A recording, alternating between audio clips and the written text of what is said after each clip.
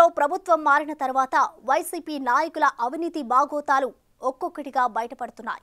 శ్రీకాకుళం జిల్లాలో మాజీ మంత్రులకు కూడా అవినీతి మరకలు అంటున్నాయి. ఇళ్ల స్థలాల కోసం రైతుల నుంచి భూములను భయపెట్టి లాగేసుకుని రైతుల నోట్లో మట్టి కొట్టారన్న ఆరోపణలు వెల్లువెత్తుతున్నాయి. ప్రభుత్వం మారడంతో ఇప్పుడు అవి వెలుగు చూస్తూ కలకలం రేపుతున్నాయి. పలాస నియోజకవర్గ ఎమ్మెల్యే గౌతు శిరీష వాటిని వెలికి తీసే పనిలో పడ్డారు. ఆ క్రమంలో వైసీపీ పాలనలో శిరీషాని ముప్పు తిప్పలు పెట్టిన మాజీ మంత్రి అప్పల రాజుకి బ్యాడ్ టైం స్టార్ట్ అయిందంటున్నారు.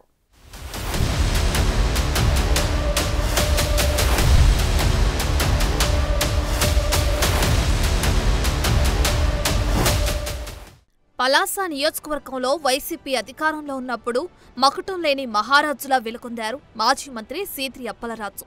గత ఎన్నికల్లో తన చేతిలో పరాజయం పాలైన టీడీపీ అభ్యర్థిని గౌతు శిరీషను అప్పట్లో ముప్పు తిప్పలు పెట్టారు.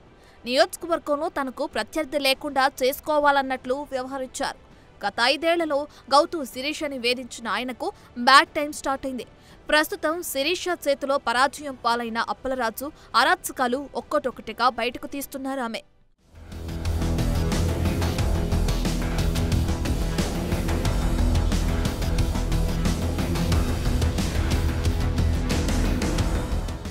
ఇళ్ల స్థలాల పేరుతో మాజీ మంత్రి అప్పలరాజు ఆయన అనుచరులు తమ భూములను కాజేశారని ఆరోపిస్తున్నారు. తమకు ఇష్టం లేకపోయినా తమని భయపెట్టి తమ భూములను లాక్కున్నారని ఆవేదన వ్యక్తం చేస్తున్నారు. మంచిగా పంటలు చేతికొచ్చే టైంలో భూములు లాక్కుని తమ వారి మరణానికి కారణమయ్యారని ఆవేదన వ్యక్తం చేస్తున్నారు. ఇళ్ల స్థలాలు పేరుతో తక్కువ ధరకు తమ జీడి తోటలతో ఉన్న భూములను బెదిరించి లాక్కున్నారని రైతులు ఆరోపిస్తున్నారు. ఆ భూములలో ఎక్కడ ఇళ్ల నిర్మాణం చేపట్టలేదని ఆగ్రహం వ్యక్తం చేస్తున్నారు. మాజీ మంత్రి సీద్రి అప్పలరాజు తమకు భూములకు తగిన ధరను ఇప్పిస్తామని హామీ ఇచ్చారని, అయితే డబ్బులు ఇవ్వకపోగా తమ భూముల్లో రియల్ ఎస్టేట్ వ్యాపారం చేస్తున్నారని రైతులు ఆగ్రహం వ్యక్తం చేస్తున్నారు. కూటమి ప్రభుత్వం న్యాయం చేయాలని రైతులు కోరుతున్నారు. ఇప్పుడు 36 సంవత్సరాలు 40 సంవత్సరాలు దగ్గర అయిపోయింది సార్. అక్కడ చీడి తోట మున తోట ఇవన్నీ వేసి పుట్టించి భూమి అభివృద్ధి చేసి కొండలు తవ్వేసి పెండ్లు ఇవన్నీ చేసుకొని మేము కష్టపడి ఉంచింది సార్. ఇప్పుడు ఈ ప్రభుత్వం రాగానేమో శుభ్రంగా తీసేసి ఏజీ ప్లేట్ తవ్వేసి మరి అన్ని తీసేనారు సార్. ఇప్పుడు మా భూమి మాకు కావాలా, ఏమైనా ఈ ప్రభుత్వమైనా న్యాయం జరుపుతుంది అని చెప్పేసి మేము ప్రార్థిస్తాం. ఫారం బొగిలు తీసుకున్నారు సార్. తీసుకున్న తర్వాత మాకు ఇప్పుడు ఏదో అన్యాయం ఏదో డబ్బులు గిబ్బులు ఇస్తాము ఏదో చేస్తామన్నారు.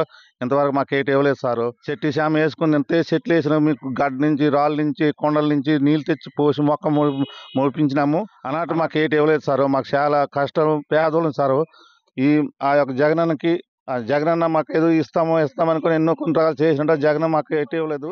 2019 ఎన్నికల తర్వాత పలాసలో ఇద్దరి పేర్లే ఎక్కువగా వినపడేవి. ఒకటి మంత్రి సీద్రి అప్పలరాజు, మరొకరు గౌతు శిరీష. గత 5 ఏళ్లు ఇద్దరి మధ్య యుద్ధ వాతావరణం నడిచింది.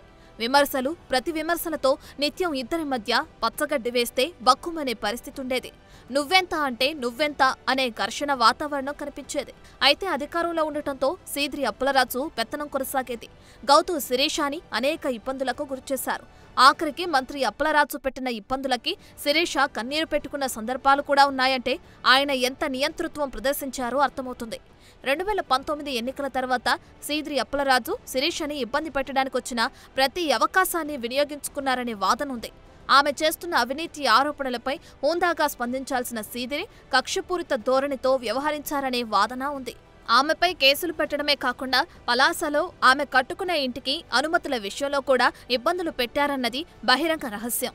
ఆఖరికి శిరీష నిర్మించుకుంటున్న ఇంటికి కరెంటు కూడా ఇవ్వకుండా విద్యుత్ శాఖ అధికారులను అప్పలరాజు పైపెట్టారు. అలా శిరీషను రాజకీయంగా అడ్డుకోలేక వ్యక్తిగత దాడులకు దిగారనే అపవాదుని మూటగట్టుకున్నారు.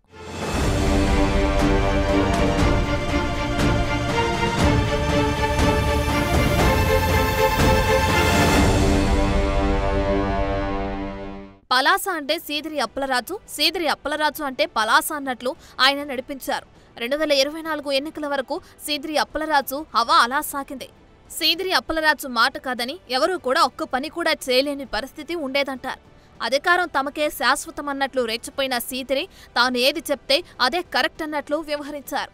ఒకవైపు శిరీషను వ్యక్తిగతంగా టార్గెట్ చేస్తూనే జగన్ మెప్పు కోసం టీడీపీ జనసేన అధినేతలపై నోటికొచ్చినట్లు వ్యక్తిగత విమర్శలు చేసేవారు. తన సోషల్ మీడియాలో ఇష్టం వచ్చినట్లు విమర్శలు చేయించడం, శిరీష ఫోటోలు మాఫింగ్ చేయించి పెట్టడం వంటి అకృత్యాలకు పాల్పడ్డారు. అప్పలరాజు ఎన్ని ఇబ్బందులు పెట్టినా శిరీష అప్పట్లో ఏ సందర్భంలోనూ వెనక్కి తగ్గలేదు.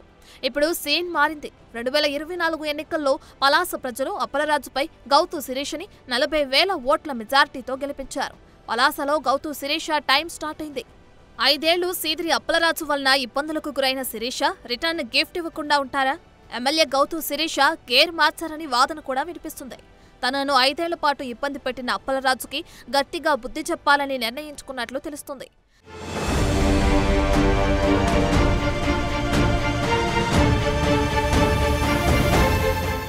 వైసీపీ ప్రభుత్వ హయాంలో పలాసలో అప్పలరాజు పాల్పడిన అవినీతిపై దర్యాప్తు చేపట్టాలని శిరీష శ్రీకాకుళం జిల్లా కలెక్టర్కి ఫిర్యాదు చేశారు.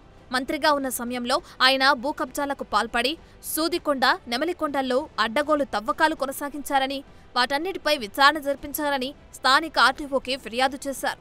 అలాగే చంద్రబాబుపై అప్పలరాజు చేసిన అనుచిత వ్యాఖ్యలకు సంబంధించి ఆమె కాశీబుగ్గ స్టేషన్లో ఫిర్యాదు చేసి ఎఫ్ఐఆర్ నమోదు చేయించారు.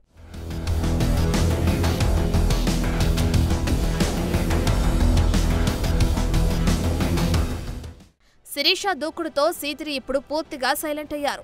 అడపాదడపా తప్ప పెద్దగా ఎక్కడా కనిపించడం లేదు. శిరీషతో పాటు రాష్ట్ర నాయకత్వం కూడా అప్పలరాజు అక్రమాలపై దృష్టి పెట్టినట్లు తెలుస్తోంది. మరోవైపు నారా లోకేష్ రెడ్ బుక్ లో కూడా సీదిరి పేరు చేర్చారంటున్నారు. అప్పలరాజు అవినీతిపై దర్యాప్తు సంస్థలతో విచారణ జరిపించాలనే యోచనలో లోకేష్ ఉన్నట్లు తెలుస్తుంది. మొత్తానికి 5 ఏళ్ల పాటు నియంతలా వ్యవహరించిన అప్పలరాజుకి బ్యాడ్ టైం స్టార్ట్ అయిందంటున్నారు.